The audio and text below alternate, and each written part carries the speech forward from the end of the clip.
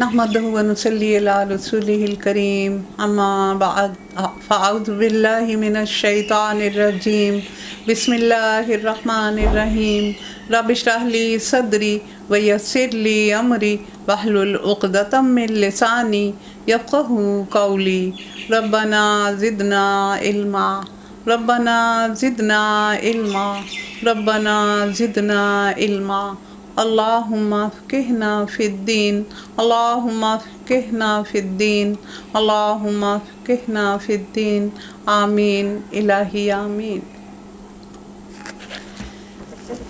سورۃ الاحزاب کی 30 آیات تک ہم نے کیا تھا 31 سے۔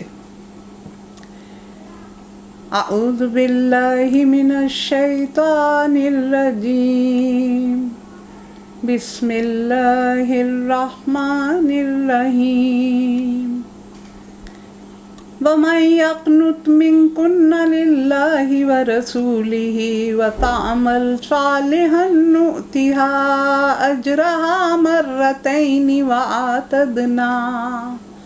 وَأَعْتَدْنَا لَهَا رِزْقًا كَرِيمًا۔ یا نساء النبی لستن کأحد من النساء ان اتقیتن فلا تخضعن بالقول فيطمع الذي في قلبه مرض وقلن قولا معروفا وَقَرْنَ فِي بُيُوتِكُنَّ وَلَا تَبَرَّجْنَ تَبَرَّجُ الْجَاهِلِيَّةِ الْأُولَى وَأَقِمْنَ الصَّلَاةَ وَآتِينَ الزَّكَاةَ وَأَطِعْنَ اللَّهَ وَرَسُولَهُ انما يريد الله ليذهب عنكم الرجس اهل البيت ويطهركم تطهيرا واذكرن ما يتلى في بيوتكن من آيات الله والحكمة ان اللہ کان لطیفا خبیرا۔ آمنت باللہ صدق اللہ العظیم۔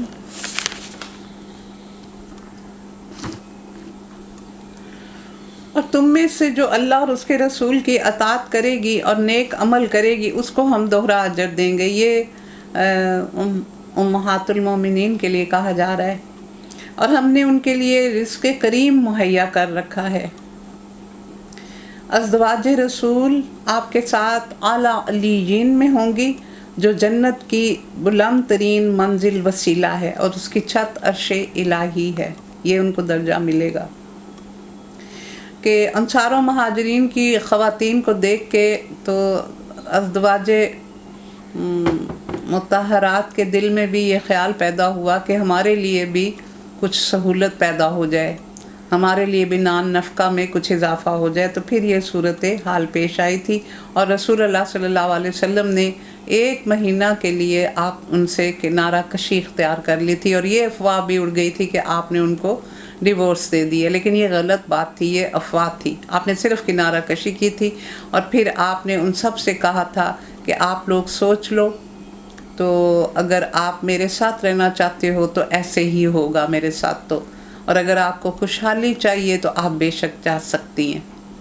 تو حضرت عمر اور حضرت ابوبکر صدیق تشریف لائے تو انہوں نے دیکھا کہ امہات المومنین بیٹھی ہوئی ہیں آپ کے ارد گرد، تو پھر انہوں نے اپنی بیٹیوں کو ڈانٹا تھا، یعنی حضرت عائشہ اور حضرت حفصہ کو ڈانٹا گیا تھا کہ تم کیوں تنگ کرتی ہو اور اس چیز کا مطالبہ کرتی ہو جو ان کے پاس نہیں ہے۔ تو یہ بیک گراؤنڈ ہے اس کی۔ نبی کی بیویوں تم عام عورتوں کی طرح نہیں ہو، اگر تم اللہ سے ڈرنے والی ہو تو دبی زبان سے بات نہ کیا کرو کہ دل کی خرابی کا مبتلا شخص لالچ میں پڑ جائے، بلکہ سیدھی قول معروفہ سیدھی بات کیا کرو۔ تو اس میں جو ان کو یعنی بتایا گیا ہے وہ کیا ہے کہ उनसे किसी गलत हरकत की तो तवक्को नहीं थी। उस वक्त आपकी ज़ौजियत में 4 आपकी अज़दवाज थी, हज़रत आयशा, हज़रत हफ्सा और हज़रत उम्मे सलमा और हज़रत सौदा। उस वक्त आपकी 4 अज़दवाज थी। तो इससे मकसूद हजूर की अज़दवाज को ये एहसास दिलाना था कि इस्लामी माशरे में उनका मकाम जिस कदर बुलंद है, उसके लिहाज से उनकी ज़िम्मेदारियाँ भी ज़्यादा हैं और उनका अखलाकी रवैया इंतहाई पाकीज़ा होना चाहिए। और ये ऐसा नबी है जैसे नबी करीम को ख़िताब करते हुए, ये ऐसा ही है जैसे नबी करीम को ख़िताब करते हुए अल्लाह ताला फरमाता है, अगर तुमने शिरक किया तो तुम्हारे सब आमाल ज़ाया हो जाएंगे, जैसे उनको कहा गया। तो इससे मकसद आम लोगों को समझाना होता है, और यहाँ भी उनकी वसातत से मुसलमान उम्मत मुस्लिमा की औरतों को समझाया जा रहा है।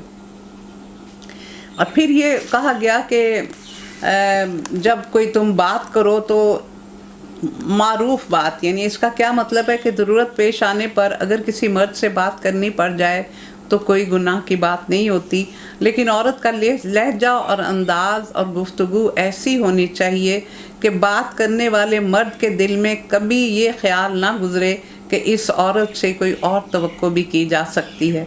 उसके लहजे में कोई लोच ना हो, बातों में कोई लगावट ना हो, आवाज़ में कोई शीरीनी घुली हुई ना हो कि सुनने वाले मर्द के जज्बात में अंगेख्त पैदा करे और उसे आगे कदम बढ़ाने की हिम्मत हो जाए। तो इससे ये हमारे लिए हैं सारी तालीमात। और अपने घरों में टिक कर रहो और साबिक दौरे जाहलियत की सी सज धज ना दिखाती फिरो। कर्न का लफ्ज़ आया तो ये वक़ार और करार से है कि औरत का असल मकाम उसका घर है। और नमाज कायम करो, ज़कात अदा करो और अल्लाह और उसके रसूल की अताअत करो। अल्लाह तो ये चाहता है कि तुम अहले बैत नबी से गंदगी को दूर कर दे और तुम्हें पूरी तरह पाक कर दे। सॉरी।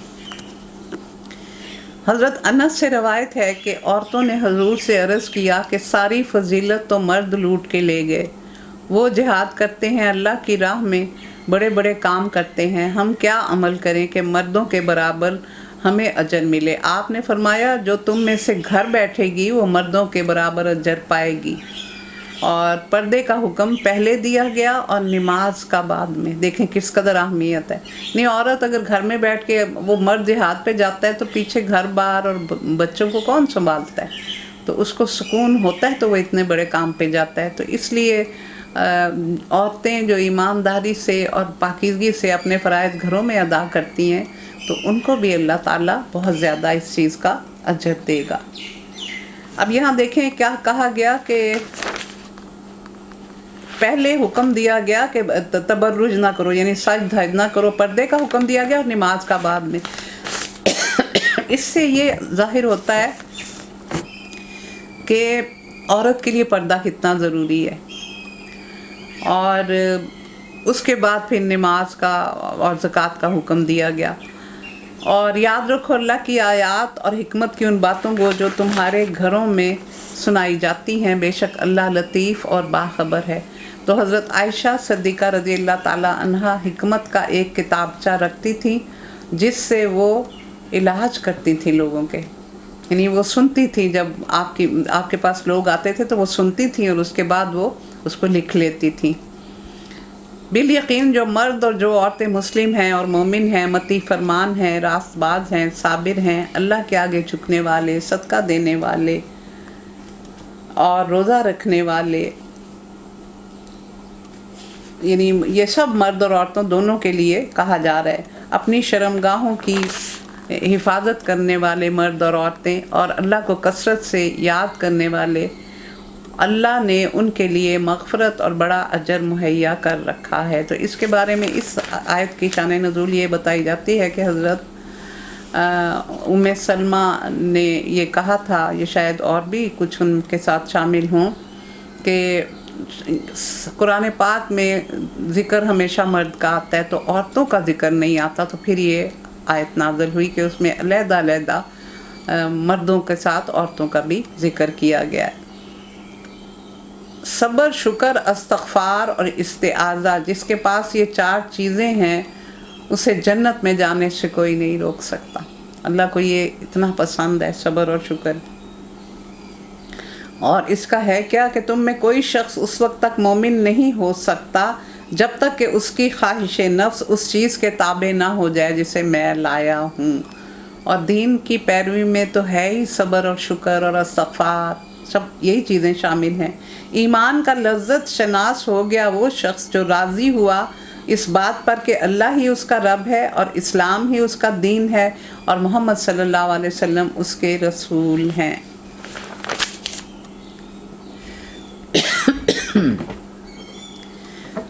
کسی مومن مرد اور کسی مومن عورت کو یہ حق نہیں، پنکھا بند کر،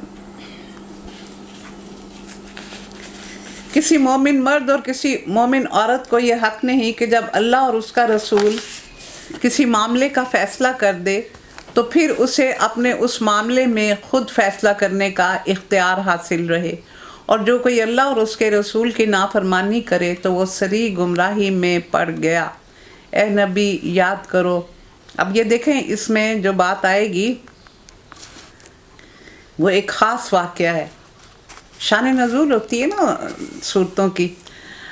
ابن عباس کہتے ہیں کہ یہ آیت اس وقت نازل ہوئی جب نبی کریم صلی اللہ علیہ وسلم نے حضرت زید کے لیے حضرت زینب کے ساتھ نکاح کا پیغام دیا تھا، اور حضرت زینب اور ان کے رشتہ داروں نے اسے نامنظور کر دیا۔ حضرت زینب آپ کی پھوپھی کی بیٹی تھیں اور حضرت زید بن حارثہ آپ کے آزاد کردہ غلام تھے۔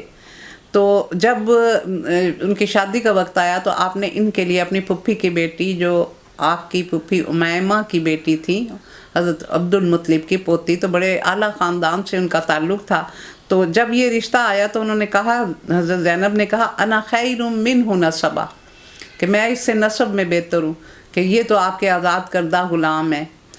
تو پھر انہوں نے جواب میں یہ کہا کہ میں اسے اپنے لیے پسند نہیں کرتی کیونکہ میں قریش کی شریف زادی ہوں۔ اس طرح کا اظہار ان کے بھائی عبداللہ بن جہش نے بھی کیا تھا، کیونکہ آپ حضرت زید بن حارثہ رسول اللہ صلی اللہ علیہ وسلم کے آزاد کردہ غلام تھے۔ تو اس پر یہ آیت نازل ہوئی کہ جب اللہ کسی چیز کا فیصلہ کر لے تو پھر کسی کو یہ اختیار نہیں کہ وہ نافرمانی کرے، کہ یہ اللہ کی طرف سے ہی ایک حکم تھا۔ تو پھر جب ان کو یہ پتہ، یہ آیت نازل ہوئی تو اسے سنتے ہی حضرت زینب اور ان کے خاندان والوں نے اپنا سر جھکا دیا تھا، ان کا نکاح پڑھایا گیا، اور حضرت زید کی طرف سے 10 دینار اور 60 درہم مہر ادا کیا گیا، چڑھاوے کے کپڑے دیے اور کچھ سامان خوراک گھر کے خرچ کے لیے بھجوایا گیا تھا۔ تو اس موقع پھر یہ نکاح ہو گیا۔ اے نبی یاد کرو وہ موقع جب تم اس شخص سے کہہ رہے تھے جس پر اللہ نے اور تم نے احسان کیا تھا کہ اپنی بیوی کو نہ چھوڑ اور اللہ سے ڈر۔ اور اب یہ حضرت زید بن حارثہ کون تھے؟ اور تم اس وقت اپنے دل میں وہ بات چھپائے ہوئے تھے جسے اللہ کھولنا چاہتا تھا، اور تم لوگوں سے ڈر رہے تھے، حالانکہ اللہ اس کا زیادہ حقدار ہے کہ تم اس سے ڈرو۔ پھر جب زید اس سے اپنی حاجت پوری کر چکا تو ہم نے اس کی متعلقہ بیوی کا خاتون کا تم سے نکاح کر دیا تاکہ مومنوں پر اپنے منہ بولے بیٹے کی بیویوں کے معاملے میں کوئی تنگی نہ رہے جبکہ وہ ان سے اپنی حاجت پوری کر چکے ہوں۔ تو اس میں جو بتایا گیا ہے، میں تھوڑی سی بیک گراؤنڈ حضرت زید کی آپ کو بتا دوں کہ یہ قبیلہ قلب کے ایک شخص حارثہ بن شراجیل کے بیٹے تھے۔ جب یہ 8 سال کے تھے تو ان کی ماں انہیں لے کر اپنے میکے گئی، تو وہاں بنی جسر کے لوگوں نے ان کے قافلے پر حملہ کیا اور لوٹ مار کر کے ان کو پکڑ کے لے گئے، اور ان میں حضرت زید بھی تھے۔ پھر انہوں نے طائف کے قریب وقاز کے میلے میں جا کر ان کو بیچ دیا۔ خریدنے والے حضرت خدیجہ کے بھتیجے حکیم بن حزام تھے، انہوں نے لا کر پھپھی کی نظر کر دیا، ان کی خدمت میں پیش کر دیا۔ اور جب رسول اللہ صلی اللہ علیہ وسلم کا نکاح حضرت خدیجہ الکبریٰ سے ہوا تو ان کو آپ صلی اللہ علیہ وسلم کو یہ بہت پسند آئے، تو انہوں نے یہ آپ کو دے دیا یہ بچہ، اور اس طرح یہ بچہ خوش قسمت بچہ اس خیر الخلائق ہستی کی خدمت میں پہنچ گیا جسے چند سال بعد اللہ تعالیٰ نبی بنانے والا تھا. اس وقت آپ کو نبوت عطا نہیں کی گئی تھی. تو ایک دفعہ پھر جب ان کی عمر 15 سال تھی تو ان کے والد اور چچا آئے. لوگوں نے ان کو بتایا کہ آپ کا بچہ ان کے پاس ہے, تو وہ ان کو لینے کے لیے آ گئے. تو انہوں نے کہا کہ اب میں بچے کو بلا لیتا ہوں, تو جو اس کا فیصلہ ہوگا وہ مجھے قبول ہے, اگر وہ آپ کے ساتھ جاننا چاہے تو مجھے کوئی اعتراض نہیں. تو انہوں نے کہا ہم معاوضہ دیں گے. تو آپ نے کہا میں بغیر معاوضے کے بچے کو آپ کے حوالے کروں گا, مجھے کسی معاوضے کی ضرورت نہیں. پھر جب حضرت زید بن حارثہ کو بلایا گیا تو پھر انہوں نے کہا کہ نہیں, میں نے رسول اللہ صلی اللہ علیہ وسلم نے پوچھا آپ ان کو جانتے ہو, یہ کون ہے؟ تو انہوں نے کہا ہاں یہ میرے والد اور میرے چچا ہیں. تو پھر انہوں نے کہا کہ آپ کو لینے آئے ہیں, تو انہوں نے جانے سے انکار کر دیا اور کہا کہ میں آپ ہی کے ساتھ رہنا پسند کروں گا. تو اس طرح پھر یہ آپ کے پاس رہ گئے تھے. تو اب ہوا یہ تھا کہ شروع سے ہی میں نے بتایا نا کہ وہ ان کو کبھی بھی ان کو اپنے برابر نہ سمجھ سکی حضرت زینب, اور وہ عرب کے شریف ترین گھرانے کی بیٹی ہونے کے باوجود کم تر درجے کے آدمی سے بیاہی گئیں. اس احساس کی وجہ سے ازواجی زندگی میں انہوں نے کبھی حضرت زید کو اپنے برابر نہ سمجھا. اسی وجہ سے دونوں کے درمیان بہت تلخیاں تھیں اور زیادہ مدت نہیں گزری تھی کہ نوبت طلاق تک آ گئی. لیکن رسول اللہ صلی اللہ علیہ وسلم ان کو بار بار روک رہے تھے. پھر اللہ تعالیٰ نے فرمایا کہ میں نے یہ فیصلہ کر لیا, یعنی یہ آپ کا نکاح آسمانوں پر ہوا تھا اور زمین پر بھی ہوا تھا, لیکن اللہ نے خود کہا کہ میں نے تمہارا نکاح کر دیا. اور حضرت زینب اس بات پر بڑا فخر محسوس کرتی تھیں کہ میرا نکاح آسمانوں پر ہوا ہے. اور اس میں یہ تھا کہ یعنی منہ بولے بیٹے جو تھے اس کے لیے وہ اس دور میں ایسی ہی پابندیاں تھیں جیسے اپنے صلب کے بیٹے کے لیے ہوتی ہیں. تو یہاں یہ اس حقیقت کو کھولنا تھا اور مسلمانوں پر سے یہ پابندی اٹھانی تھی, کیونکہ بہو سے سسر کا نکاح نہیں ہو سکتا اگر وہ اس کا اپنا بیٹا ہے. لیکن یہ کیونکہ اڈاپٹڈ تھے اس لیے اس پہ یہ پابندی نہیں آتی تھی. تو اس رسم کو ختم کرنے کے لیے اللہ تعالیٰ نے پھر یہ حکم دیا تھا. تو اور پھر جب آپ کا حضرت زینب سے نکاح ہوا تو آپ نے مہر ادا کیا 10 دینار سرخ, یعنی 4.25 تولہ سونا کے برابر, 60 درہم, 16 تولے چاندی, 1 بار برداری کا جانور, 1 جوڑا کپڑا اور 50 یعنی مد یعنی تقریباً 43 سیر آٹا اور 8.5 سیر کھجوریں, یہ آپ نے ان کو دی تھی. مہر میں یہ سب کچھ دیا تھا.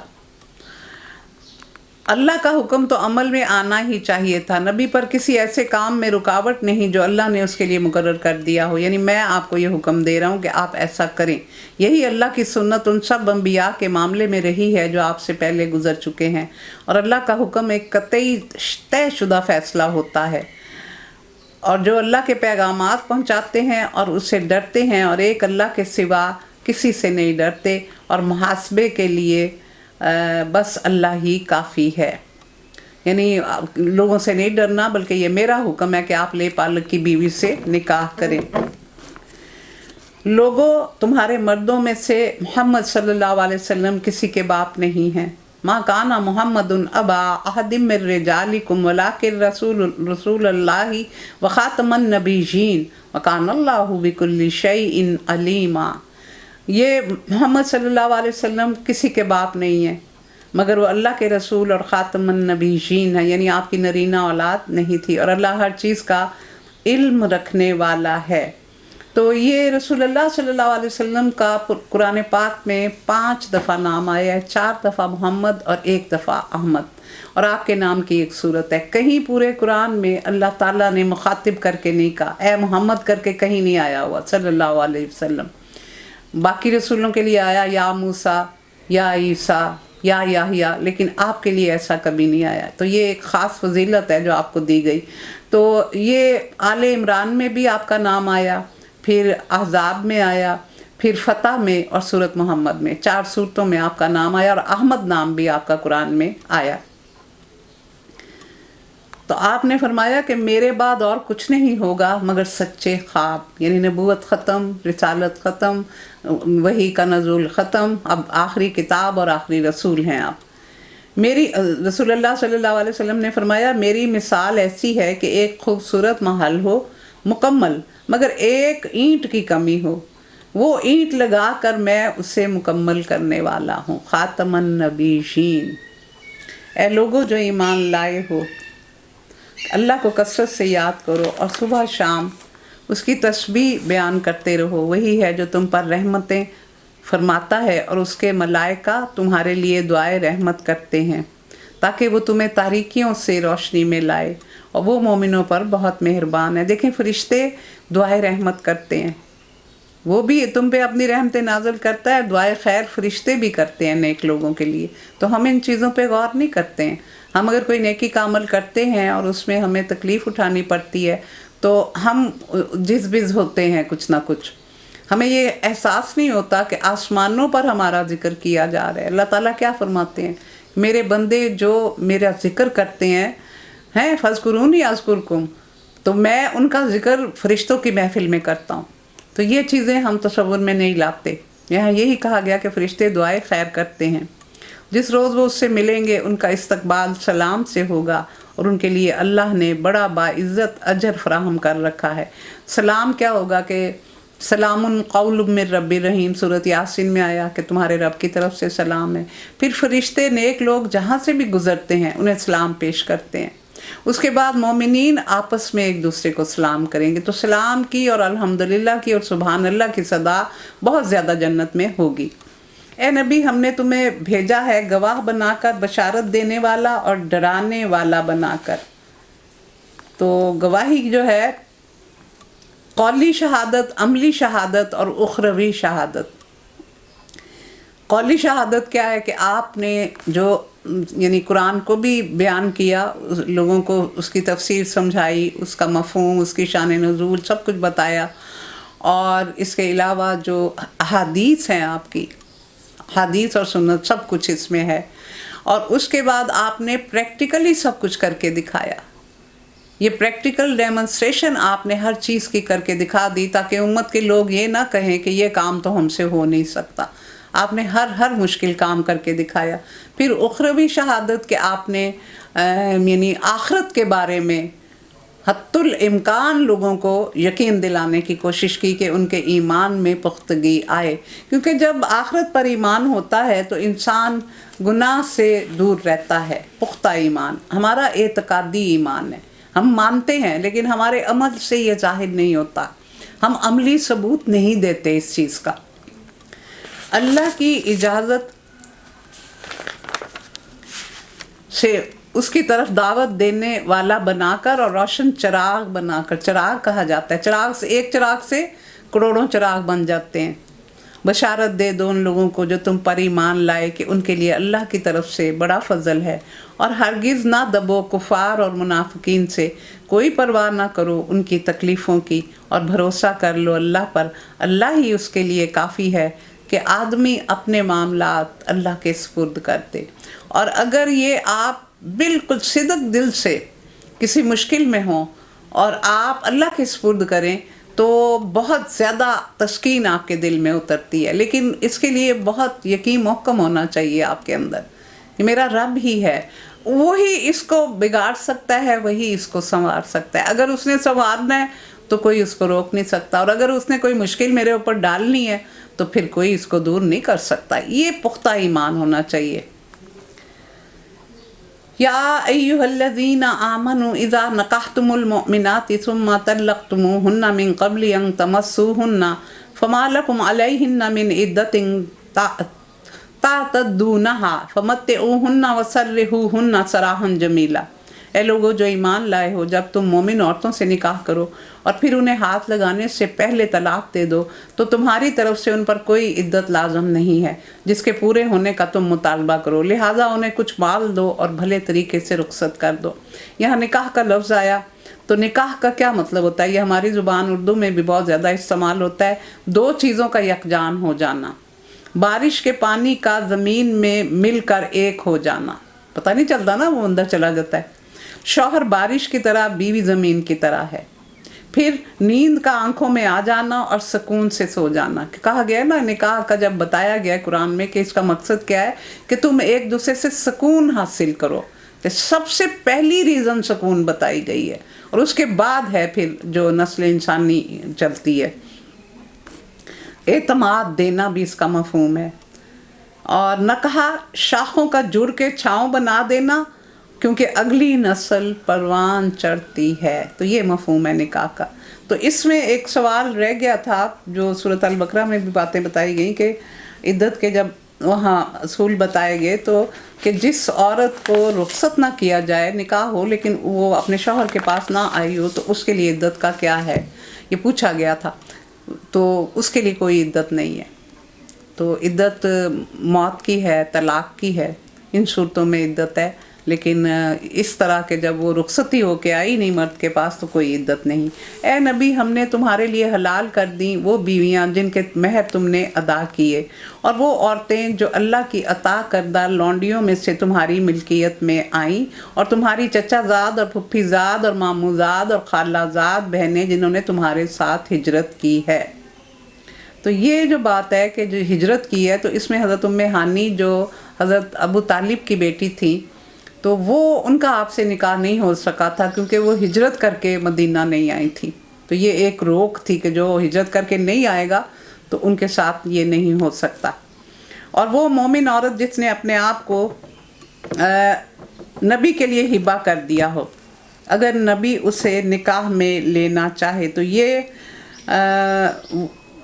इस इजाज़त के मुताबिक ग़ज़वा बनी कुरैज़ा के शबाया में से हज़रत रेहाना, ग़ज़वा बनी अल-मुस्तलीक के शबाया में से हज़रत जवेरिया, और खैबर के शबाया में से हज़रत सफ़िया, और मकूकिस मिस्र की भेजी हुई मारिया किप्तिया को आपने अपने लिए मखसूस फरमाया था। तो ये जो कहा गया कि जो हिबा कर दे, तो ये हज़रत मैमूना थी। तो उन्होंने अपने आप को हिबा किया था, तो आपने उनसे निकाह किया था, लेकिन आपने उनको महर अदा किया था। आपकी गैरत ने ये गवारा नहीं किया था कि वो आप उनको बग़ैर महर के रखें। ये रियायत खालस तुम्हारे लिए है, दूसरे मोमिनों के लिए नहीं है।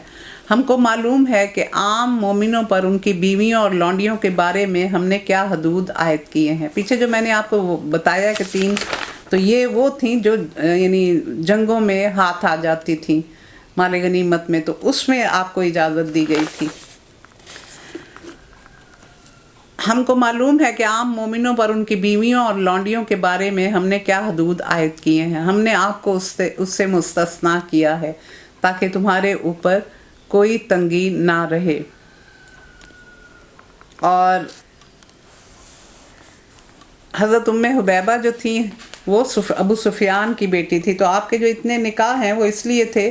और 3 जो ख़वातीन थी वो यहूदियों से उनका ताल्लुक़ था, और हज़रत सफ़िया, हज़रत जवेरिया और हज़रत रेहाना।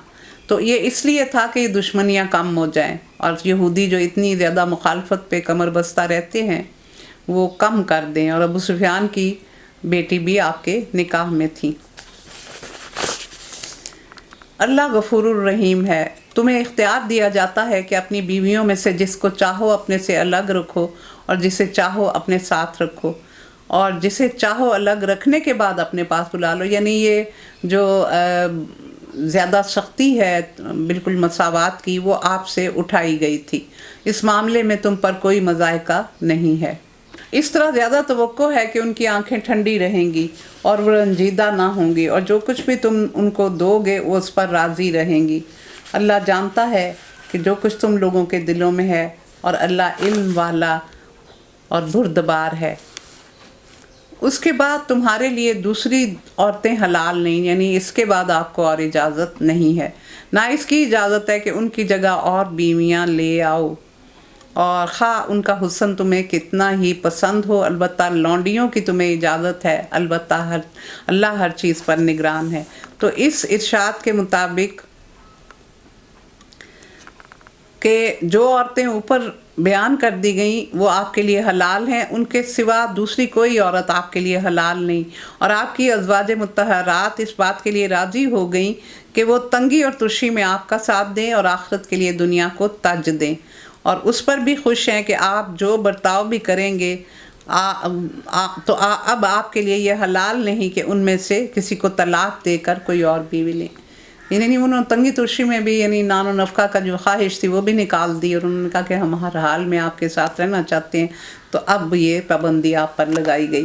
اے لوگوں جو ایمان لائے ہو، نبی کے گھروں میں بلا اجازت نہ چلے آیا کرو، نہ کھانے کا وقت تاکتے رہو، ہاں اگر تمہیں کھانے پر بلایا جائے تو ضرور آؤ، مگر جب کھانا کھا لو تو منتشر ہو جاؤ، باتیں کرنے میں نہ لگے رہو۔ تو اب اس میں طور طریقے بتائے گئے ہیں کہ پہلے کیا تھا کہ جب کسی کو کسی سے ملنا ہوتا تو وہ دروازے پر کھڑا ہو کر پکارنے اور اجازت لینے کے بجائے وہ اندر داخل ہو جاتا اور عورتوں اور بچوں سے پوچھتا کہ صاحب خانہ گھر میں ہیں کہ نہیں۔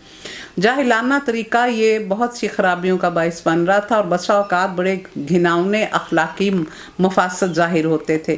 تو سب سے پہلے نبی کریم کے گھروں میں یہ قاعدہ مقرر کیا گیا کہ کوئی شخص خواہ وہ قریبی رشتہ دار ہو، دوست ہو یا دور پر کر رشتہ دار ہو، آپ کے گھروں میں اجازت کے بغیر داخل نہیں ہو سکے گا۔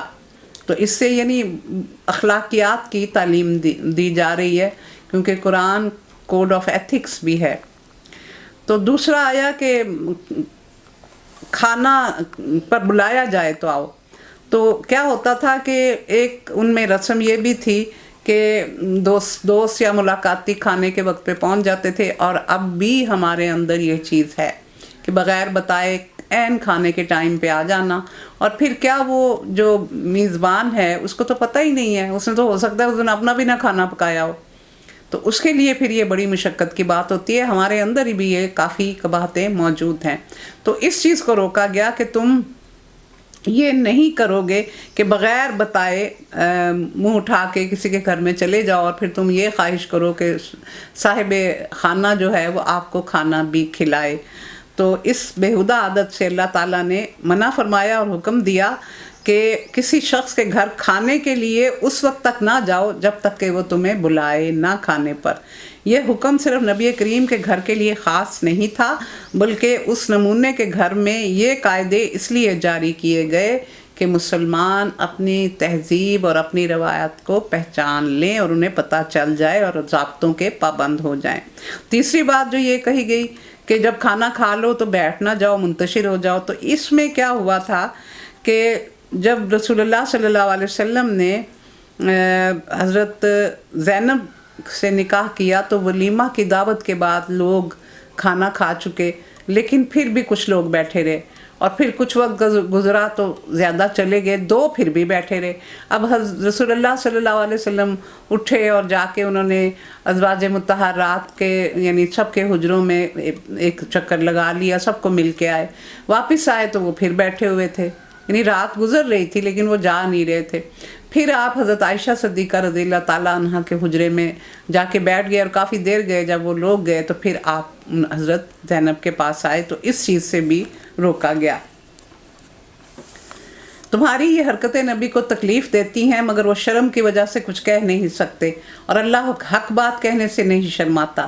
نبی کی بیویوں سے اگر کچھ تمہیں مانگنا ہو تو پردے کے پیچھے سے مانگا کرو، اور یہ تمہارے اور ان کے دلوں کی پاکیزگی کے لیے زیادہ مناسب ہے۔ تمہارے لیے یہ جائز نہیں کہ تم اللہ کے رسول کو تکلیف دو، اور نہ یہ جائز ہے کہ ان کے بعد ان کی بیویوں سے نکاح کرو، اللہ کے نزدیک یہ بہت بڑا گناہ ہے۔ تم خواہ کوئی بات ظاہر کرو یا چھپاؤ، اللہ ہر بات کا علم رکھتا ہے۔ یعنی دو باتیں بتائی گئیں کہ ایک تو جب کوئی چیز، اس سے پہلے یہ رواج تھا کہ یہ چلے جاتے تھے اور جا کے اگر کوئی چیز چاہیے ہوتی تھی تو پردے کے پیچھے سے نہیں مانگتے تھے، ویسے ہی جا کے ڈائریکٹ کوئی چیز لینے، جیسے کام کوئی پڑ گیا رسول اللہ صلی اللہ علیہ وسلم بھی بھیجتے تھے۔ تو اب یہ کہا گیا کہ ایسا نہیں کرنا۔ حضرت عمر رضی اللہ تعالیٰ عنہ اس آیت کے نزول سے بہت پہلے متعدد دفعہ رسول اللہ صلی اللہ علیہ وسلم سے کہہ چکے تھے کہ آپ کے ہاں اچھے برے سب طرح کے لوگ آتے ہیں، تو کاش آپ اپنی ازواج مطہرات کو پردے کا حکم دے دیں، اور ایک روایت اور ہے کہ ایک مرتبہ حضرت عمر نے ازدواج رسول سے کہا کہ اگر آپ کے حق میں میری بات مانی جائے تو میری نگاہیں کبھی آپ کو نہ دیکھیں، کہ وہ چاہتے تھے کہ انہیں پردے کا حکم دے دیا جائے، لیکن رسول اللہ صلی اللہ علیہ وسلم اللہ کے حکم کے بغیر کچھ نہیں کرتے تھے۔ پھر جب یہ حکم آیا تو حضرت عمر رضی اللہ تعالیٰ عنہ نے فرمایا کہ میری اور اللہ کی مطابقت ہو گئی، کہ جو میں چاہتا تھا میرے رب نے وہی حکم دے دیا۔ اور ازواج مطہرات سے کوئی نکاح نہیں کر سکتا۔ حضرت عائشہ صدیقہ رضی اللہ تعالیٰ عنہ بہت کم عمر تھی، 48 ایئرز آپ زندہ رہیں رسول اللہ صلی اللہ علیہ وسلم کے بعد، لیکن چونکہ وہ امت کی ماں ہیں تو ماں سے تو نکاح نہیں ہو سکتا، تو یہ منع کر دیا گیا۔ ازواج نبی کے لیے اس میں کوئی مذائقہ نہیں کہ ان کے باپ، ان کے بیٹے، ان کے بھائی، ان کے بھتیجے، ان کے بھانجے، ان کے میل جول کی عورتیں اور ان کے مملوک گھروں میں آئے۔ مملوک جو وہ مرد وہاں غلاموں کی طرح یا کام کرنے کے لیے جو لوگ رکھے ہوتے ہیں۔ اے عورتوں، تمہیں اللہ کی نافرمانی سے پرہیز کرنا چاہیے، اللہ ہر چیز پر نگاہ رکھتا ہے۔ یعنی ان پر سے پابندی اٹھائی گئی ہے کہ ان پہ یہ پابندی نہیں ہے کہ یہ نہیں جا سکتے ان کے پاس۔ ان اللہ وملائکتہ یصلون علی النبی یا ایھا الذین آمنوا صلوا علیہ وسلموا تسلیما۔ اللہ اور اس کے ملائکہ نبی پر درود بھیجتے ہیں، اے لوگو جو ایمان لائے ہو تم بھی ان پر درود اور سلام بھیجو۔ اللہ کی طرف سے نبی پر صلات کا مطلب یہ ہے کہ وہ آپ پر بے حد مہربان ہے، آپ کی تعریف فرماتا ہے، آپ کے کام میں برکت دیتا ہے اور آپ کا نام بلند کرتا ہے، آپ پر اپنی رحمتوں کی بارش کرتا ہے۔ اور ملائکہ کی طرف سے اس کا مطلب یہ ہے کہ وہ آپ سے بہت محبت رکھتے ہیں اور آپ کے حق میں اللہ سے دعائیں کرتے ہیں کہ وہ آپ کو زیادہ سے زیادہ بلند مرتبے عطا فرمائے اور آپ کے دین کو سربلند کرے۔ اور مومنوں کی طرف سے کیا ہے کہ وہ ثنا کرتے ہیں، شکر کرتے ہیں، شکر کی ادائیگی کرتے ہیں، مدح اور ثنا کرتے ہیں۔ تو یہ تینوں کی طرف سے آ گیا۔ اور درود ابراہیمی جو ہے وہ بہترین درود کہا جاتا ہے۔ اور سلام کیا ہے؟ السلام علیکہ ایھا النبی۔ تو کیا کہا جاتا ہے کہ جب سلام بھیجیں تو جواب آتا ہے اور درود بھیجیں تو ثواب آتا ہے۔ درود شریف پڑھنے کی ہمیں بہت زیادہ تلقین کی گئی ہے، اور دعاؤں کی قبولیت بھی اس کے ساتھ جڑی ہوئی ہے۔ اور جب قیامت آئے گی اور اللہ تعالیٰ سور پھونکیں گے اور پھر چیزیں جو ہیں وہ موت آتی جائے گی سب کو، تو جب فرشتوں کو موت آ جائے گی تو پھر پہلے تو فرشتے سارے درود پڑھتے رہتے ہیں اور بھیجتے رہتے ہیں رسول پر، لیکن جب ان کو موت آ جائے گی تو حضرت جبرائیل رہ جائیں گے، پھر وہ درود بھیجیں گے۔ لیکن اس کے بعد جب ان کو بھی ختم کر دیا جائے گا تو پھر اللہ تعالیٰ خود بھیجیں گے اپنے رسول پر درود، اللہ تعالیٰ خود بھیجیں گے، یعنی اس کا سلسلہ کبھی منقطع نہیں ہوگا۔ اے نبی، اپنی بیویوں اور بیٹیوں اور اہل ایمان کی عورتوں سے کہہ دو کہ اپنے اوپر اپنی چادروں کے پلو لٹکا لیا کریں۔ جلابیب کا لفظ آیا تو جلباب بڑی چادر کو کہتے ہیں جو گھر سے باہر جاتے ہوئے عورتیں اپنے اوپر ڈالتی ہیں، اور آپ نے پشاور میں یہ چیز زیادہ دیکھی جاتی ہے کہ وہ اس طرح کر کے ڈالتی ہیں کہ وہ اوپر آ جاتا ہے اور ذرا سا بس ایک آنکھ باہر رہ جاتی ہے جس سے وہ دیکھتی ہیں۔ تو اس کا مطلب یہ ہوا کہ اس سے یہ نکالا جاتا ہے کہ زیادہ تر لوگوں نے اس کا یہی مطلب لیا ہے کہ چہرے کو بھی ڈھانپنا چاہیے، لیکن کچھ لوگوں کا یہ خیال ہے کہ چہرے کو ننگا رکھنے کی اجازت ہے، تو وہ پلو لٹکا لیں۔ اور زیادہ مناسب طریقہ ہے کہ وہ پہچان لی جائیں، کہ اس طرح پتہ چل جائے گا کہ وہ شریف خاندان کی عورتیں ہیں۔ پہلے میں نے آپ کو بتایا تھا نا کہ وہ دوپٹہ جو لیا جاتا تھا اس کو پیچھے چوٹی میں اس کو کسی طریقے سے لگا لیتی تھی اور وہ دوپٹہ پیچھے ہوتا تھا، آگے بالکل نہیں ہوتا تھا۔ آج حوا کی بیٹیوں نے آگے سے پیچھے سے ہر جگہ سے دوپٹے کو اتار دیا ہوا ہے۔ تو یہ کوتاہی ہے کہ ان کو تعلیم نہیں دی جاتی دین کی، ان کو پتہ ہی نہیں ہے کہ ہمارے لیے اللہ نے قرآن میں کیا احکامات نازل کیے ہیں۔ ناظرہ پڑھایا جاتا ہے، ناظرہ پڑھا کے تو بات ختم نہیں ہوتی، کیونکہ سمجھ میں ہی نہیں کچھ آتا کہ اس میں کیا کہا گیا ہے۔ تو یہ پردے کی تلقین کی گئی، اور سورۃ نور میں گھر کے اندر پردے کے متعلق بتایا گیا، اور سورۃ احزاب میں گھر سے باہر عورت کو کیسے نکلنا ہے اس کی تلقین کی گئی۔ اگر منافقین اور وہ لوگ جن کے دلوں میں خرابی ہے اور وہ جو مدینہ میں ہیجان انگیز افواہیں پھیلاتے ہیں. کیا پھیلاتے تھے؟ کبھی کوئی کہتا تھا کہ فلاں جگہ پہ مسلمانوں پہ بڑا ظلم ہو رہا ہے کیونکہ ان کے رشتہ دار جو مدینہ میں تھے وہ بے چین ہو جائیں، وہ تکلیف محسوس کریں. پھر کوئی کہتا تھا کہ وہ اہل مکہ بڑی تیاری کر رہے ہیں، وہ مدینہ پر حملہ کرنے والے ہیں. اور تیسری صورت یہ ہوتی تھی کہ اگر ان کو واقعی پتہ چل جاتا تھا کہ کوئی یہاں آ کے کوئی حملہ یا خرابی کرنے کا ارادہ رکھتا ہے تو اس کی خبر بالکل نہیں دیتے تھے. یعنی ہر طرح وہ تنگی میں رکھتے تھے. اپنی حرکتوں سے باز نہ آئے تو ہم ان کے خلاف کارروائی کرنے کے لیے تمہیں اٹھا کھڑا کریں گے، پھر وہ اس شہر میں مشکل ہی سے تمہارے ساتھ رہ سکیں گے. یہ دیکھیں، یہ مدینہ سے ان کو تینوں قبیلے جو یہود کے تھے ایک ایک کر کے، 2 کو تو جلا وطن کیا گیا تھا اور بنو قریظہ کو تو مردوں کو تو قتل کر دیا گیا تھا اور عورتوں کو اور بچوں کو غلام اور لونڈیاں بنایا گیا. ان پر ہر طرف سے لعنت کی بوچھار ہوگی، جہاں کہیں پائے جائیں گے پکڑے جائیں گے اور بری طرح مارے جائیں گے. یہ اللہ کی سنت ہے جو ایسے لوگوں کے معاملے میں ہمیشہ سے چلی آ رہی ہے، اور تم اللہ کی سنت میں کوئی تبدیلی نہ پاؤ گے. یہ آیت بڑی دفعہ قرآن میں آئی ہے. لوگ تم سے پوچھتے ہیں قیامت کی گھڑی کب آئے گی؟ کہو اس کا علم تو اللہ ہی کو ہے، تمہیں کیا خبر، شاید کہ وہ قریب آ لگی ہو. بہرحال یہ یقینی امر ہے کہ اللہ نے کافروں پر لعنت کی ہے اور ان کے لیے بھڑکتی ہوئی آگ مہیا کر دی ہے جس میں وہ ہمیشہ رہیں گے. یعنی اس کا مطلب یہ ہے کہ تم کیوں پوچھ رہے ہو؟ ایک شخص نے آپ سے 1-2 دفعہ پوچھا تو آپ نے کہا کہ اے شخص، کیا تو نے اس کی تیاری کر لی ہے قیامت کی؟ تو مجھے ہر وقت یہ پوچھتا ہے قیامت کب آئے گی. تو یہ خوف زدہ ہونے والی بات ہے، کیونکہ قیامت کا منظر کوئی زیادہ حسین منظر نہیں ہوگا ان لوگوں کے لیے جنہوں نے گناہ کیے ہیں اور گناہ کبیرہ میں ملوث رہے ہیں اور جو شرک کرتے رہے ہیں. مومنوں کے لیے تو یہ وقت اچھا ہوگا لیکن دوسروں کے لیے نہیں ہوگا. کوئی حامی اور مددگار نہ پا سکیں گے. جس روز ان کے چہرے آگ پر الٹ پلٹ کر دیے جائیں گے اس وقت وہ کہیں گے کاش ہم نے اللہ اور اس کے رسول کی اطاعت کی ہوتی، اور کہیں گے اے ہمارے رب، ہم نے اپنے سرداروں اور بڑوں کی اطاعت کی، انہوں نے ہمیں راہ راست سے بے راہ کر دیا.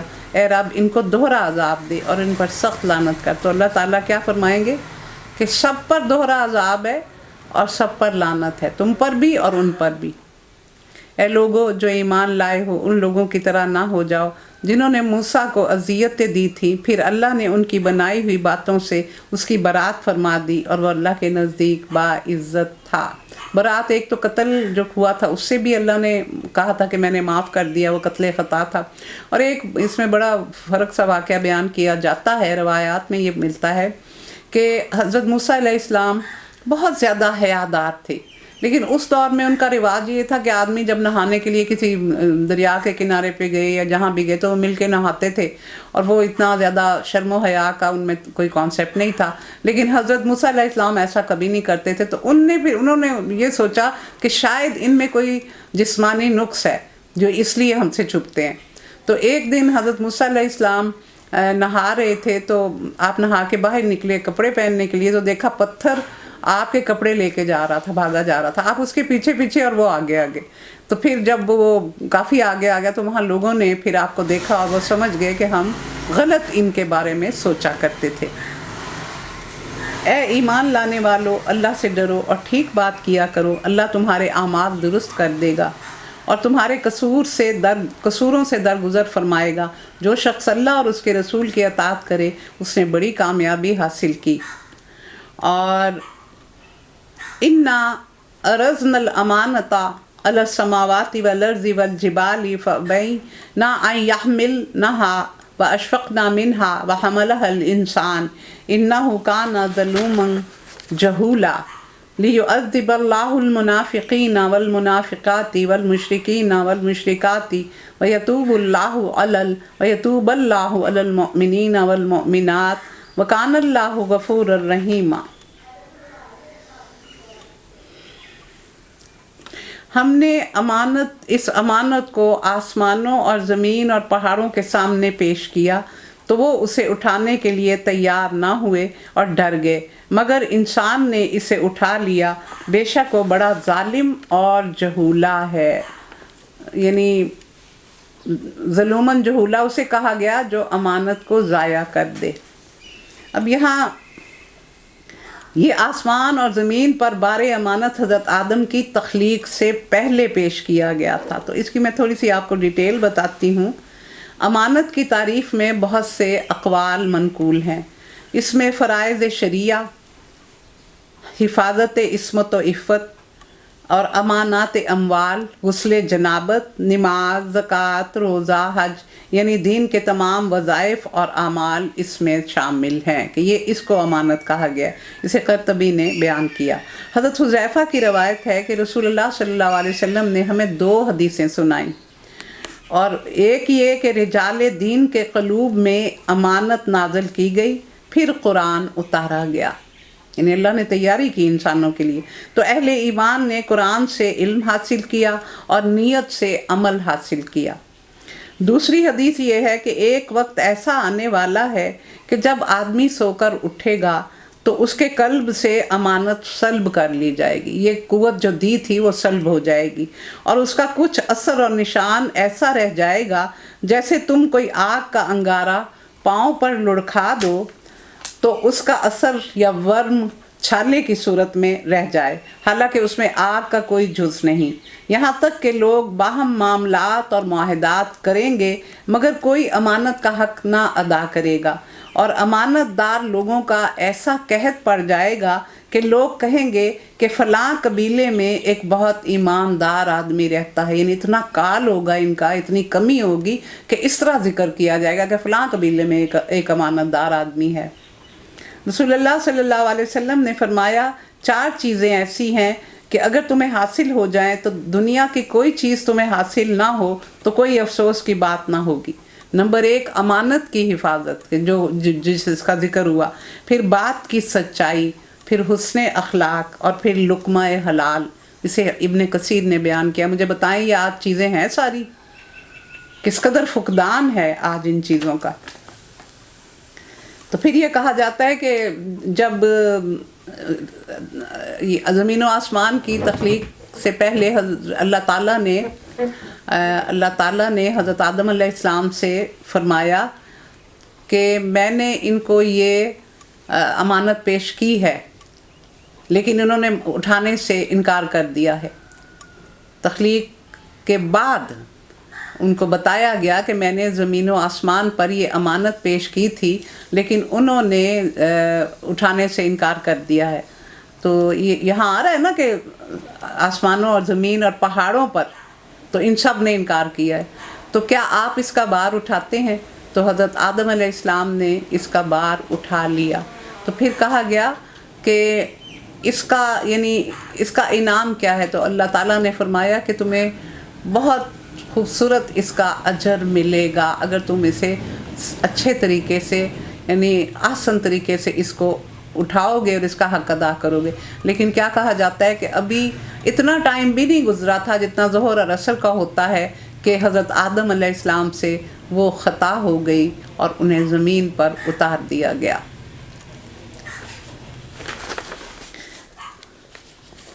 اور اس بارے امانت کو اٹھانے کا لازمی نتیجہ یہ ہے کہ اللہ منافق مردوں اور عورتوں اور مشرک مردوں اور عورتوں کو سزا دے گا اور مومن مردوں اور عورتوں کی توبہ قبول کرے گا۔ اللہ درگزر کرنے والا اور رحم فرمانے والا، یعنی جو اس امانت کا خیال رکھیں گے۔ ویسے بھی دیکھیں یہ خلافت جو ہے کہ اللہ نے انسان کو زمین پر خلیفہ بنایا ہے، اس کو ڈیلیگیٹڈ پاورز دی ہیں۔ انسان کے پاس جو پاور ہے، جو اختیارات ہیں دوسرے لوگوں پر، دوسری چیزوں پر، وہ اللہ کی عطا کردہ ہیں۔ اور جیسے اس نے کہا کہ میں نے تمہارے مال میں دوسروں کا حصہ رکھا ہوا ہے۔ تو جب انسان اللہ کی ڈیلیگیٹڈ پاور سے تجاوز کر جاتا ہے اور اس طرح نہیں استعمال کرتا جیسے اس نے کرنے کا حکم دیا ہے، تو پھر وہ نافرمانی کا مرتکب ہوتا ہے۔ تو خلافت یہی ہے کہ جو میں نے تمہارے اوپر ذمہ داریاں ڈالی ہیں اور جو میں نے تمہیں نعمتیں دی ہیں، تم ان کو اس طرح استعمال کرو گے جیسے اللہ نے تمہیں حکم دیا ہوا ہے۔ تو جو اس طرح کرے گا اس کے لیے تو بہت بھلا ہے، ان کو تو میں بہت کچھ نوازوں گا، میں ان کے لیے بخشش بھی کروں گا۔ لیکن جو اس یعنی امانت اور خلافت کا حق ادا نہیں کریں گے تو ان کے لیے سزا ہے۔ تو اس میں اللہ تعالیٰ نے کھول کے بتا دیا۔ اگلی سورت سبا ہے اور یہ بھی دور اول یا دور متوسط کی ہے۔ مکی صورت ہے، اور اس کی ترتیب جو قرآن میں ہے وہ 34 ہے، اور اس کی نزولی ترتیب 58 ہے، اور اس کو یہ بھی الحمدللہ سے شروع ہوتی ہے، جیسے کہ پہلی صورتوں کے متعلق میں نے آپ کو بتایا تھا کہ سورۃ الفاتحہ، الانعام اور الکہف اور اب سبا اور اس کے بعد فاطر، یہ صورتیں جو ہیں یہ الحمدللہ سے شروع ہوتی ہیں۔ بسم اللہ، اس کی 54 آیات ہیں اور اس کے 6 رکوع ہیں۔ بسم اللہ الرحمن الرحیم، الحمدللہ الذی لہ ما فی السماوات وما فی الارض ولہ الحمد فی الآخرہ وہو الحکیم الخبیر، یعلم ما یلج فی الارض وما یخرج منہا وما ینزل من السماء وما یعرج فیہا وہو الرحیم الغفور۔ کتنی خوبصورت ہیں اللہ کی آیات، اور اللہ کا کلام کس قدر خوبصورت ہے۔ اللہ کے نام کے ساتھ جو رحمان اور رحیم ہے، تمام شکر، تمام تعریف اس رب کے لیے جو آسمان و زمین کی ہر چیز کا مالک ہے، اور آخرت میں بھی اس کے لیے تعریف ہے، اور وہ دانا اور باخبر ہے۔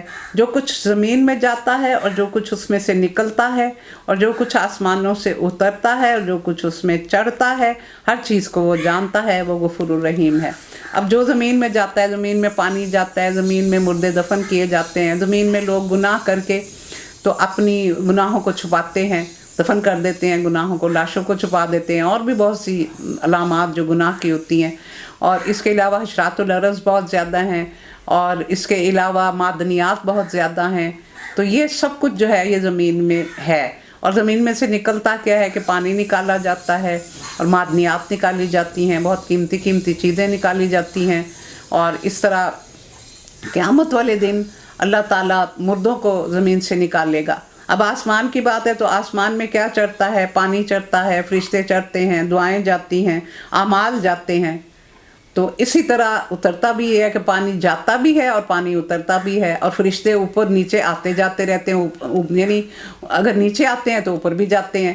تو یہ اللہ کے حکم سے فرشتے جو ہیں وہ دن رات انسانوں کے لیے کام کر رہے ہیں، اور پھر ہمارے اعمال بھی پیش کیے جاتے ہیں، اور جو قبول نہیں کیے جاتے اعمال، جو بہت ہی ناپسندیدہ ہوتے ہیں، تو وہ جب اوپر جاتے ہیں تو اللہ تعالیٰ فرماتے ہیں کہ اس کے منہ پہ دے مارو، یعنی وہ واپس بھی آ جاتے ہیں کہ اتنے میرے لیے تو کیے ہی نہیں، اس نے تو لوگوں کے لیے کیے تھے، ریان ناز سے کے لیے کیے تھے، تو جب ان کے منہ پہ دے مارو، تو اس طرح وہ بھی واپس آ جاتے ہیں۔ پھر دعائیں اوپر جاتی ہیں، اور دعائیں نیچے بھی آ رہی ہیں کہ فرشتے انسانوں کے لیے دعائیں مانگتے ہیں۔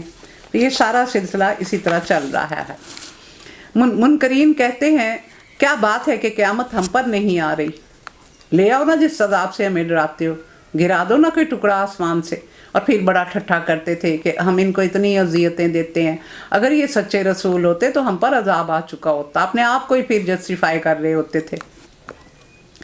کہو قسم ہے میرے عالم الغیب پروردگار کی، وہ تم پر آ کے رہے گی، اس سے ذرہ برابر کوئی چیز نہ آسمانوں میں چھپی ہوئی ہے نہ زمین میں، نہ ذرے سے بڑی نہ اس سے چھوٹی، سب کچھ ایک کتاب میں درج ہے، لوح محفوظ میں۔ اور یہ قیامت اس لیے آئے گی کہ جزا دے ان لوگوں کو جو ایمان لائے اور نیک عمل کرتے رہے، ان کے لیے مغفرت ہے اور عزت والا رزق ہے۔ اور جن لوگوں نے ہماری آیات کو نیچا دکھانے کے لیے زور لگایا، ان کے لیے بدترین قسم کا عذاب ہے۔ اے نبی، علم رکھنے والے خوب جانتے ہیں کہ جو کچھ تمہارے رب نے تم پر نازل کیا ہے وہ سراسر حق ہے، اور اللہ عزیز و حمید کا راستہ دکھاتا ہے۔ حضرت معروف کرفی کا بیان ہے، قول ہے، درویشی یہ ہے کہ کسی چیز پر طمع نہ کرے انسان، یہ درویشی ہے، اور جب بے طلب کوئی لائے تو منع نہ کرے، اور جب لے لے تو جمع نہ کرے۔ بے طلب کوئی لائے تو منع نہ کرے، اس میں تحفے کو ٹھکرانے کا ذکر ہے، کیونکہ اگر کوئی آپ کسی کو کوئی چیز دیں اور وہ ٹھکرا دے تو بہت برے اثرات دل پہ مرتب ہوتے ہیں۔ تو اس کا مطلب یہ ہوا کہ یہ نہیں کرنا چاہیے، دل نہیں دکھانا چاہیے کسی کا، اور جب لے لے تو جمع نہ کرے، کہ پھر جوڑ جوڑ کے بھی نہیں رکھنا۔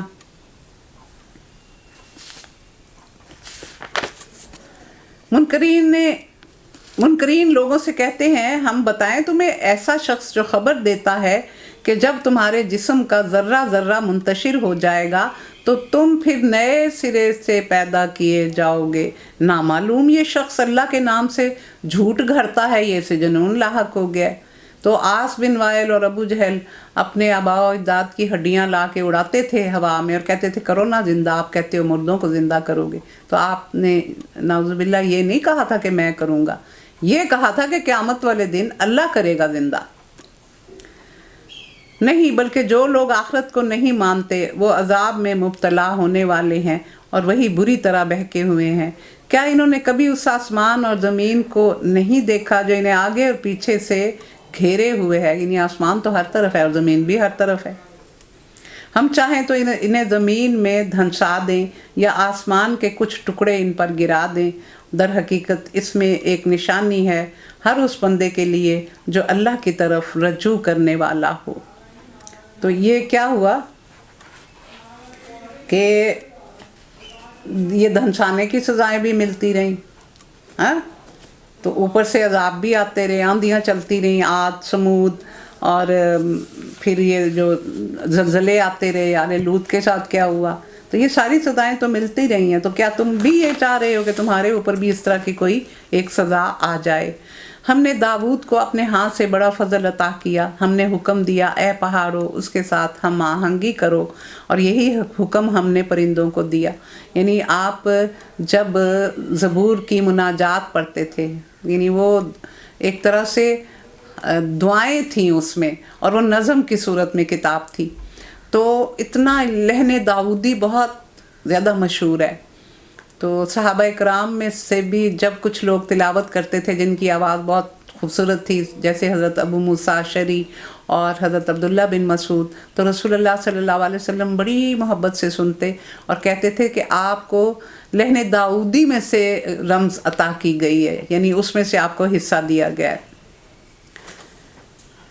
फिर आपके साथ पहाड़ और परिंदे सारे आपके साथ वो मुनाजात पढ़ते थे। हमने लोहे को उसके लिए नरम कर दिया इस हदायत के साथ के दिरहें बना और उनके हल्के ठीक अंदाजे पर रख। तो ये लोहा उनके हाथ में नरम हो जाता था। एक तो ये कि उस सनत को आपने फ़रोग़ दिया था, और फिर ज़रा बख्तर और असला वगैरह बनाने को आपने रिवाज दिया था, और दूसरा लोहा आपके हाथ में नरम हो जाता था। और ए आले दाऊद नेक अमल करो, जो कुछ तुम कर रहे हो मैं उसे देख रहा हूँ। और सुलेमान के लिए हमने हवा को मुसख्खर कर दिया। ये उनके बेटे थे, उनके छोटे बेटे थे, उनका नाम इब्रानी ज़ुबान में सोलोमोन था। उनके सबसे छोटे बेटे थे ये। सुबह के वक्त उसका चलना 1 महीने की राह तक, और शाम के वक्त उसका चलना 1 महीने की राह तक। यानी इन्होंने बहुत बड़ा एक कालीन था, उसमें बहुत ज़्यादा कुर्सियाँ बिछाई जाती थीं, और ये उस पर यानी सफ़र करते थे, और बहुत ज़्यादा लोग एक ही दफ़ा उस पर बैठ जाते थे।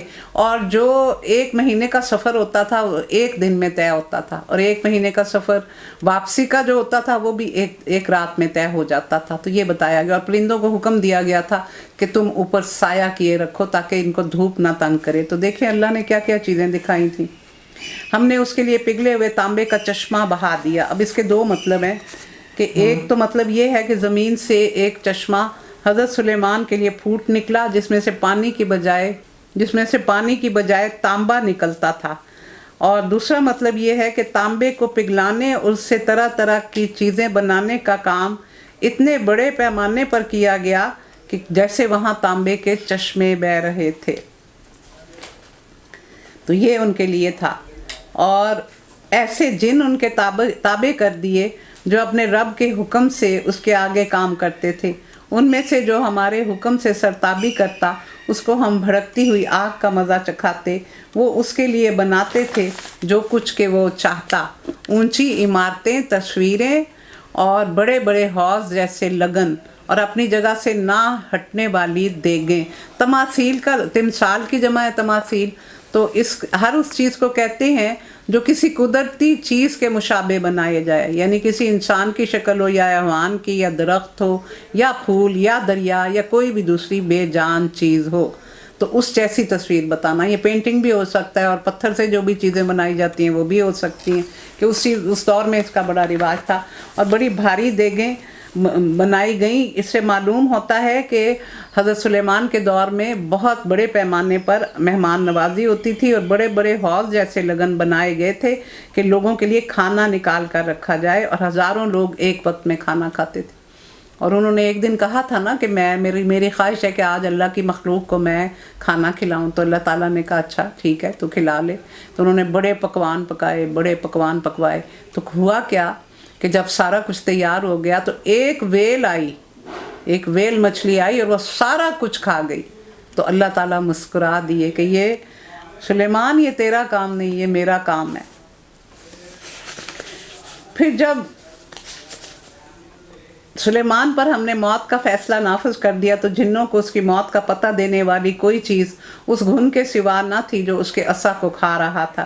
اس طرح سلیمان گر پڑا تو جنوں پر یہ بات کھل گئی کہ وہ غیب کے جاننے والے ہوتے تو اس ذلت کے عذاب میں مبتلا نہ رہتے، کیونکہ ان کے اوپر ان سے کام لیا جاتا تھا، اور وہ بیت المقدس کی تعمیر ہو رہی تھی۔ تو بالکل جب تیار ہو گیا اور فائنل ٹچز تھے تو حضرت سلیمان ایک شیشے کا سامنے گھر بنا کے اس میں کھڑے ہو کے دیکھا کرتے تھے، نگرانی کرتے تھے۔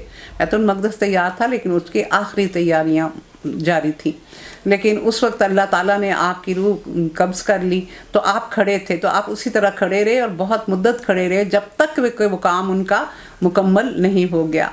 پھر جب ان کا کام مکمل ہوا تو آپ گرے تو ان کو پتہ چلا کہ یہ تو ہمیں تو پتہ نہیں چلا، ہم نے تو اپنے آپ کو ویسے ہی مشقت میں ڈالے رکھا، ہمیں اگر پہلے پتہ چل جاتا کہ ان کے عصا کو دیمک نے کھا لیا۔ تو پھر جب کام مکمل ہوا تو انہیں پتہ چلا، تو اس میں ان کو بڑا افسوس ہوا کہ ہم تو خام خواہ مشکل میں رہے۔ سبا کے لیے ان کے اپنے مسکن میں ایک نشانی موجود تھی، 2 باغ دائیں اور بائیں۔ کھاؤ اپنے رب کا دیا ہوا رزق اور شکر بجا لاؤ اس کا، اور ملک ہے عمدہ اور پاکیزہ، اور پروردگار ہے بخشش فرمانے والا۔ تو سبا وہ علاقہ ہے جس کا ہم نے پیچھے پڑھا سورت نمل میں، کہ وہ جو سبا کے اوپر ایک ملکہ حکمران تھی، تو سبا ایک شخص تھا، اس کے نام پہ یہ یعنی اس کی آل اولاد میں یہ نام چلتا رہا۔ تو پھر اس میں سے بہت سے قبیلے پیدا ہوئے لیکن یہ نام چلتا رہا۔ حمیر قبیلے کے لوگ بھی اسی میں سے تھے۔ تو یہ اس کا مطلب ہے باغ تھے کا مطلب نہیں 2 باغ نہیں، کہ وہ سارا ملک ہی اتنا زیادہ زرخیز تھا کہ ہریالی ہی ہریالی ہر طرف نظر آتی تھی۔ مگر وہ منہ موڑ گئے۔ آخرکار ہم نے بند توڑ سیلاب بھیج دیا، اور ان کے پچھلے 2 باغوں کی جگہ 2 اور باغ انہیں دیے جن میں کڑوے کسیلے پھل اور جھاؤ کے درخت تھے اور بیڑیاں تھیں۔ یہ تھا ان کے کفر کا بدلہ جو ہم نے ان کو دیا، اور نہ شکر انسان کے سوا ایسا بدلہ ہم کسی کو نہیں دیتے۔ تو ملکہ تو اسلام لے آئی تھی، پھر بڑی دیر وہ جگہ اس طرح سرسبز رہی، لیکن پھر اس کے بعد جب وہ دوبارہ شرک میں مبتلا ہوئے تو پھر ان کو یہ سزا دی گئی تھی۔ اور ہم نے ان کے اور ان بستیوں کے درمیان جن کو ہم نے برکت عطا کی، یہ شام اور فلسطین کا علاقہ ہے، نمایاں بستیاں بسا دیں شاہراہ پر، اور ان میں سفر کی مسافتیں ایک اندازے پر رکھ دیں، کہ جیسے وہ جگہ جگہ پہ سرائے بنی ہوتی ہے اور متعین ہوتا ہے کہ یہاں اتنے فاصلے کے بعد یہ جگہ آئے گی اور ٹھہرنے کی جگہ ہوتی ہے۔ چلو پھر ان راستوں میں رات دن پورے امن کے ساتھ، مگر انہوں نے کہا ہمارے رب ہمارے سفر کی مسافتیں لمبی کر دے۔ انہوں نے اپنے اوپر ظلم کیا، آخرکار ہم نے انہیں افسانہ بنا کر رکھ دیا اور انہیں تتر بتر کر ڈالا۔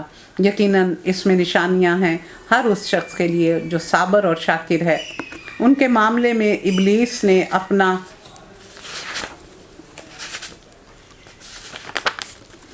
گمان صحیح پایا اور انہوں نے اسی کی پیروی کی، بجز ایک تھوڑے سے گروہ کے جو مومن تھے۔ یعنی ابلیس کے پیچھے چلے، اور تھوڑا گروہ جو شروع میں ہی سورۃ البقرہ میں ہم نے پڑھا کہ تیرے خالص بندے میرے پیچھے نہیں آئیں گے، تو اللہ تعالیٰ نے فرمایا تھا کہ ہاں میں تیرے سمیت اور ان لوگوں کو جو تیری پیروی کریں گے، ان جنوں اور انسانوں سے میں دوزخ کو بھر دوں گا۔ ابلیس کو ان پر کوئی اقتدار حاصل نہ تھا، مگر جو کچھ ہوا وہ اس لیے ہوا کہ ہم یہ دیکھنا چاہتے تھے کہ کون آخرت کا ماننے والا ہے اور کون اس میں شک میں پڑا ہوا ہے۔ تیرا رب ہر چیز پر نگران ہے۔ یہ قوم سبا جو ہے، میں نے بتایا نا کہ یہ بڑی ترقی یافتہ قوم تھی، اور یہ سبا ایک شخص کا نام تھا جس کی نسل سے بہت سے قبیلے پیدا ہوئے۔ یہ عرب تھا، اور اس طرح پھر ان لوگوں کے اوپر ترقی بھی آئی اور زوال بھی آیا۔ تو پھر یہ ملکہ جو حضرت سلیمان کے ہاتھ پر ایمان لے آئی تھی اور ان کی غالب اکثریت مسلمان ہو گئی تھی، لیکن پھر کچھ وقت گزرنے کے بعد یہ پھر برائیوں میں پڑ گئے، تو پھر ان کو یہ سزا دی گئی۔ اے نبی، ان مشرکین سے کہو کہ پکار دیکھو اپنے ان معبودوں کو جنہیں تم اللہ کے سوا اپنا معبود سمجھتے ہو۔ وہ نہ آسمانوں میں کسی ذرہ برابر چیز کے مالک ہیں، نہ زمین میں۔ وہ آسمان اور زمین کی ملکیت میں شریک بھی نہیں ہیں۔ ان میں سے کوئی اللہ کا مددگار بھی نہیں ہے، اور اللہ کے حضور کوئی شفاعت بھی کسی کے لیے نافع نہیں ہو سکتی بجز اس شخص کے جس کے لیے اللہ نے سفارش کی اجازت دی ہو۔ یعنی جس کو اللہ سفارش کی اجازت دے گا وہی سفارش کر سکے گا، اور جس کے لیے اس کی بھی اجازت لی جائے گی، اور جتنی سفارش کرنی ہے، یہ شفاعت کا قانون ہے، وہ بھی اللہ سے اجازت لی جائے گی۔ حتیٰ کہ جب لوگوں کے دلوں سے گھبراہٹ دور ہوگی تو سفارش کرنے والوں سے پوچھیں گے کہ تمہارے رب نے کیا جواب دیا، تو وہ کہیں گے ٹھیک جواب ملا ہے اور وہ بزرگ اور برتر ہے۔ تو اس میں 2-3 چیزیں بتائی گئی ہیں۔ ایک تو یہ ہے کہ قیامت والے دن جب لوگ بڑے کانپتے ہوئے، ڈرے ہوئے جواب کے منتظر ہوں گے کہ اوپر سے اجازت آ جاتی ہے یا نہیں، کہ ہمارا رزلٹ کیا نکلتا ہے، تو اس وقت دونوں لوگ جو شفاعت کرنے والے ہیں اور جو جس کی جا رہی ہے، دونوں بڑے خائف ہوں گے، اور جب پھر اوپر سے جواب آئے گا تو وہ بڑھ کے ان سے پوچھیں گے کہ کیا جواب آیا، ہمیں جنت کی اجازت مل گئی ہے۔ تو اس منظر کو پیش کیا گیا ہے کہ یہ بھی وہاں قیامت والے دن ہوگا۔ اس کے علاوہ صحیح بخاری میں حضرت ابو ہریرہ سے روایت کی گئی کہ جب اللہ تعالیٰ آسمان سے کوئی حکم نازل فرماتے ہیں تو فرشتے خشوع اور خضوع سے پر مارنے لگتے ہیں اور مدہوش ہو جاتے ہیں۔ اس گھبراہٹ کا اثر دور ہوتا ہے تو کہتے ہیں کہ تمہارے رب نے کیا فرمایا، ایک دوسرے سے پوچھتے ہیں، اور دوسرے کہتے ہیں فلاں حکم ارشاد ہوا ہے۔ اتنا خائف رہتے ہیں وہ اللہ کے حکم سے۔ پھر صحیح مسلم میں حضرت ابن عباس نے حضرت رسول اللہ صلی اللہ علیہ وسلم کی ایک حدیث بیان کی کہ ہمارا رب تبارک اسمہ جب کوئی حکم دیتا ہے تو حاملین عرش فرشتے وہ تسبیح پڑھنے لگتے ہیں، سب سے نزدیک وہ ہیں، اور پھر ان کی تسبیح کو سن کر اس سے نچلے آسمان کے فرشتے تسبیح پڑھتے ہیں، پھر ان کو سن کر اس سے نچلے آسمان پر، پھر اس طرح پڑھتے پڑھتے یہ 7ویں آسمان یعنی جو آسمان دنیا ہے وہاں تک کے فرشتے تسبیح پڑھنا شروع کر دیتے ہیں، اور یہ سوال و جواب کا سلسلہ آسمان دنیا تک پہنچ جاتا ہے۔ تو یہ بھی اس میں ہے کہ کیا کہا، یعنی ایک دوسرے کے ساتھ ان کا اس طرح رابطہ ہوتا ہے اور وہ ایک دوسرے سے پوچھتے ہیں۔ پھر نزع کے وقت انسان فرشتوں سے پوچھیں گے، پھر منکر نکیر قبر میں سوالات کریں گے، اور پھر قبروں سے نکلتے وقت بھی ایسا ہوگا، مومن اور کافر کے ساتھ معاملہ علیحدہ ہوگا، اور پھر جنات میں سے بھی جو بھی سن گن لیتا تھا وہ اسے آگے پہنچاتا تھا، یعنی جنات بھی تو سن کے باتیں اپنے موکلوں کو پہنچاتے ہیں۔ تو یہ اس طرح یہ سارا سلسلہ چلتا ہے۔ اے نبی، ان سے پوچھو کون تم کو آسمانوں اور زمین سے رزق دیتا ہے؟ کہو اللہ۔ اب لا محالہ ہم میں اور تم میں سے کوئی ایک ہدایت پر ہے اور کوئی ایک کھلی گمراہی میں، دونوں تو سچے نہیں ہو سکتے، دونوں ایک دوسرے کو جھٹلا رہے ہیں۔ ان سے کہو جو قصور ہم نے کیا ہو اس کی بات پرس تم سے نہ ہوگی، اور جو کچھ تم کر رہے ہو اس کی کوئی جواب طلبی ہم سے نہیں کی جائے گی۔ ہمارا رب ہم کو جمع کرے گا، پھر ہمارے درمیان ٹھیک ٹھیک فیصلہ کر دے گا۔ وہ ایسا زبردست حاکم ہے جو سب کچھ جانتا ہے۔ ان سے کہو ذرا مجھے دکھاؤ تو صحیح وہ کون ہستیاں ہیں جنہیں تم نے اس کے ساتھ شریک لگا رکھا ہے؟ ہرگز نہیں، زبردست اور دانا تو بس اللہ ہی ہے۔ اے نبی، ہم نے تم کو تمام انسانوں کے لیے بشیر اور نذیر بنا کر بھیجا، مگر اکثر لوگ جانتے نہیں۔ تو کیا کہا گیا اس میں کہ اور میری طرف یہ قرآن وحی کیا گیا تاکہ اس کے ذریعے میں تم کو خبردار کروں ہر اس شخص کو جسے یہ پہنچے۔ اور اے نبی کہہ دو، اے انسانوں، میں تم سب کی طرف رسول بھیجا گیا ہوں، اور وما ارسلناک الا رحمۃ للعالمین، اور ہم نے نہیں بھیجا نبی کو مگر تمام جہان والوں کے لیے رحمت بنا کر۔ اور میری بوسر و قیامت اس طرح ہے یہ فرماتے ہوئے رسول اللہ صلی اللہ علیہ وسلم نے اپنی دونوں انگلیوں کو اس طرح ملا لیا کہ میرے بعد اب کچھ اور نہیں، صرف قیامت ہی آئے گی۔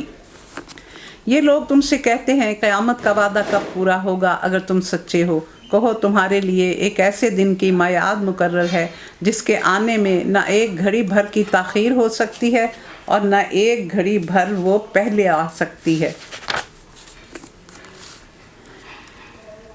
یعنی اللہ نے اس کا وقت مقرر کر دیا۔ تو یہ اجل مسمى جو ہے یہ 2-3 طریقے سے ہے۔ ہر انسان کی زندگی کا جو وقت مقرر ہے وہ بھی اجل مسمى، ہر قوم کی تباہی کے لیے جو وقت مقرر ہے اور اس کو کتنی دیر اللہ نے صحیح حالت میں رکھنا ہے وہ بھی اجل مسمى ہے، اور قیامت کا وقت بھی، یہ سارا کچھ اللہ کے اختیار میں ہے۔ وقال الذين كفروا لن نؤمن بهذا القرآن ولا بالذي بين يديه ولو ترى إذ الظالمون موقوفون عند ربهم يرجع بعضهم إلى بعض القول يقول الذين استضعفوا للذين استكبروا لولا أنتم لكنا مؤمنين۔ یہ کافر کہتے ہیں ہم ہرگز اس قرآن کو نہ مانیں گے اور نہ اس سے پہلی آئی ہوئی کسی کتاب کو تسلیم کریں گے۔ یہ اہل کتاب نہیں ہے، کیونکہ اہل کتاب اپنی اپنی کتابوں کو مانتے تھے۔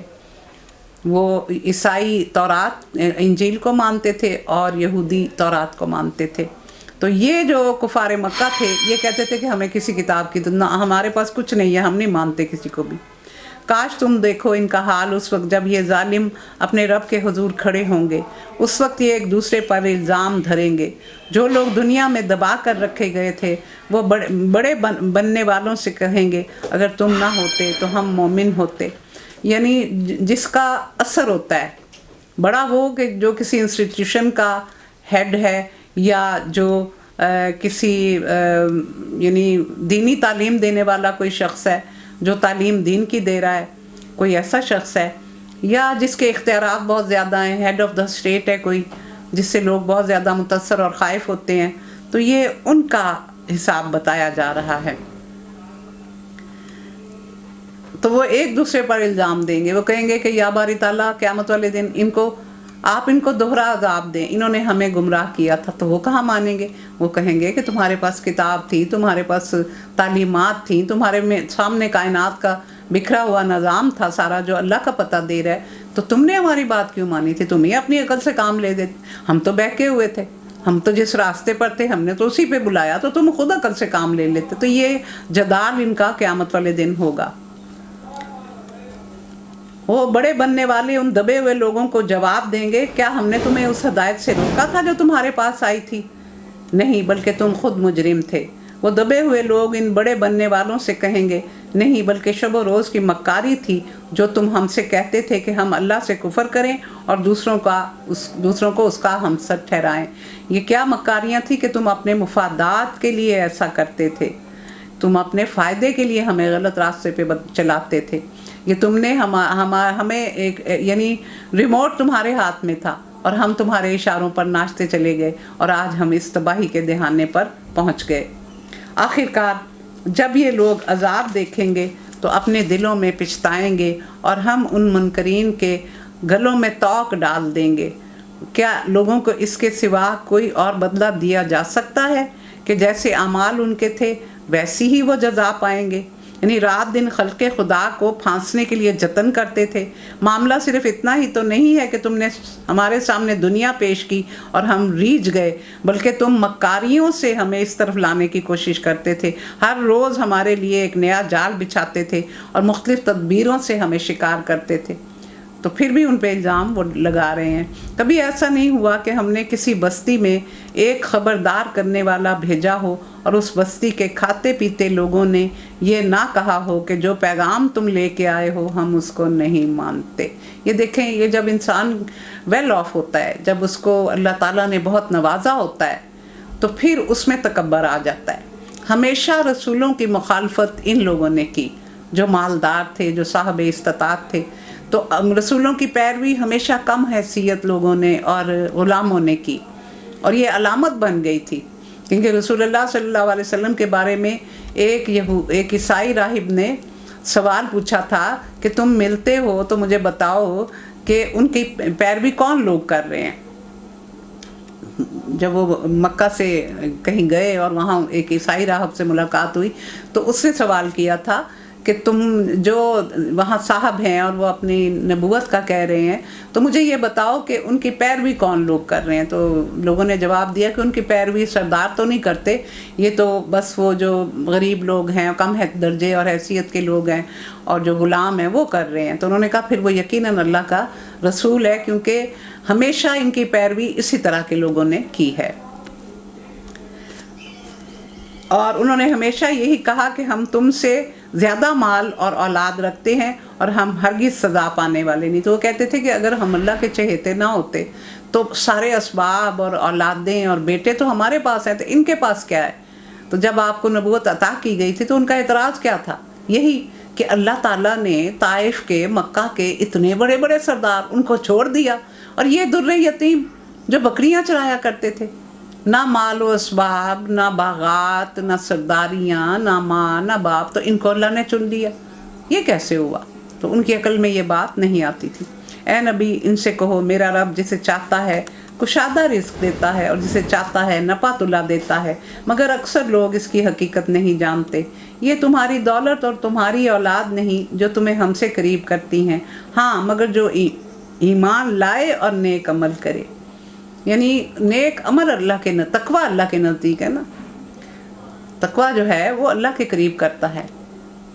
انا اکرمکم عند اللہ اتقاکم, کہ اللہ کے مکرم بندے وہ ہیں جن میں تقوی ہے. تو تقوی ہی سے ساری تقسیم ہوتی ہے انسانوں کی. اور یہی وہ لوگ ہیں جن کے لیے ان کے عمل کی دوہری جزا ہے, اور وہ بلند و بالا عمارتوں میں اطمینان سے رہیں گے. اب دیکھیں زیادہ تر ذکر تو آیا ہے کہ زیادہ ذکر یہ آتا ہے کہ جنتیں دوں گا, لیکن بالا خانوں کا ذکر بھی آیا ہے. تو اللہ تعالیٰ نے فرمایا کہ یہ نہ سمجھنا کہ میں تمہیں باغوں میں ہی بٹھائے رکھوں گا, بلکہ میں تمہیں بالا خانے بھی عطا کروں گا. رہے وہ لوگ جو ہماری آیات کو نیچا دکھانے کے لیے دوڑ دھوپ کرتے ہیں تو وہ عذاب میں مبتلا ہوں گے. سبحانک اللہم و بحمدک نشہد ان لا الہ الا انت نستغفرک و نتوب الیک. آمین الہی آمین. ربنا تقبل منا انک انت السمیع العلیم وتب علینا انک انت التواب الرحیم. آمین الہی آمین. سورۃ سبا کی 38 آیات ہم نے کی ہیں.